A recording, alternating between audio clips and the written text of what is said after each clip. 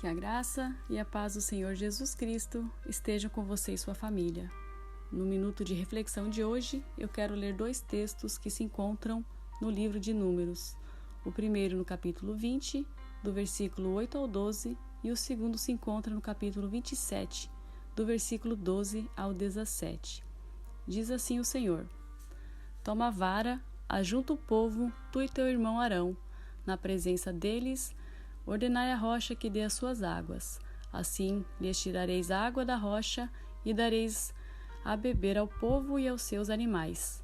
Então Moisés tomou a vara de diante do Senhor, como lhe tinha ordenado. Moisés e Arão reuniram o povo diante da rocha e lhes disseram: Ouvi agora, rebeldes, porventura tiraremos água dessa rocha para vós? Então Moisés levantou a mão e feriu a rocha 2 vezes com a sua vara. A água jorrou abundantemente e a comunidade e os seus animais beberam. O Senhor, porém, disse a Moisés e a Arão: Visto que não crestes em mim, para me santificardes diante dos filhos de Israel, não introduzireis este povo na terra que lhe dei. E no capítulo 27, versículo 12, vemos que depois disse o Senhor a Moisés: Sobe a este monte Abarim e vê a terra que dei aos filhos de Israel. E tendo-a visto, será reunido aos teus como Arão teu irmão. Pois no deserto de Zim, quando a comunidade contendeu contra mim, não santificastes o meu nome diante deles na questão das águas. Essas foram as águas de Meribá de Cádiz, no deserto de Zim. Então disse Moisés ao Senhor: Possa o Senhor, Deus, que a todos dá vida, pôr um homem sobre esta comunidade, que saia de diante deles e entre diante deles, e o faça sair e entrar, para que a comunidade do Senhor não seja como ovelhas sem pastor. Além das consequências que Moisés e Arão tiveram em suas vidas, por não terem feito o que o Senhor os ordenou, por não terem santificado o nome do Senhor através daquele ato, me chama muita atenção a atitude de Moisés, após ouvir novamente que iria morrer antes de chegar em Canaã, que não pisaria na terra prometida, fato que durante 40 anos fez parte do seu objetivo, do seu chamado como líder do povo de Israel até o lugar prometido pelo Senhor, após libertá-los da escravidão na terra do Egito. O próprio Deus fala claramente a razão pela qual Moisés e Arão não pisariam em Canaã.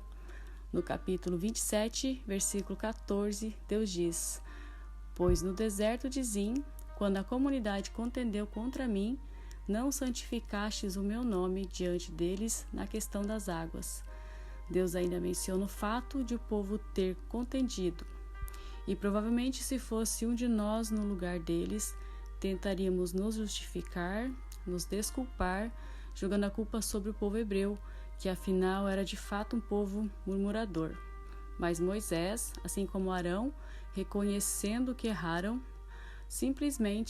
Moisés, nesse caso, nessa passagem, simplesmente intercedeu mais uma vez pelo povo, como já havia feito inúmeras outras vezes, quando os mesmos erravam. Agora a sentença foi para ele mesmo, e ele não argumentou. Moisés, não tendo feito o que Deus disse a ele, não seguiu as instruções, não santificou o nome do Senhor e agiu sem domínio próprio, na ira. A rocha não deixou de jorrar águas. O pedido do povo foi atendido, mas isso não queria dizer que Deus estava satisfeito com a atitude de Moisés e Arão e que a desobediência deles não teria consequências. Muitas vezes podemos estar reclamando, murmurando pelas colheitas do que nós mesmos plantamos, pelo resultado de uma decisão, de uma escolha ou de uma atitude nossa. Estes textos lidos podem nos levar a refletir sobre muitas coisas, mas eu quero trazer o foco sobre as nossas atitudes e escolhas e as suas consequências, de modo geral, nas coisas mais pequenas do dia a dia, até decisões mais sérias que tomamos durante a vida. Nada passa desapercebido aos olhos de Deus. Tanto as coisas ruins que podemos fazer, como também as boas. Que isso seja para nós um motivador para o bem, ao mesmo tempo que um alerta para o que não agrada o Senhor. E que aprendamos também a não questionar o nosso Pai Celestial. Devemos apresentar sim nossas causas, pedidos, nossos sonhos, mas não questioná-lo ou questionar as consequências de nossos atos. Ele é Deus, o Criador de tudo, e tudo que Ele faz é perfeito. Nunca se esqueça disso. Ele sabe o que faz.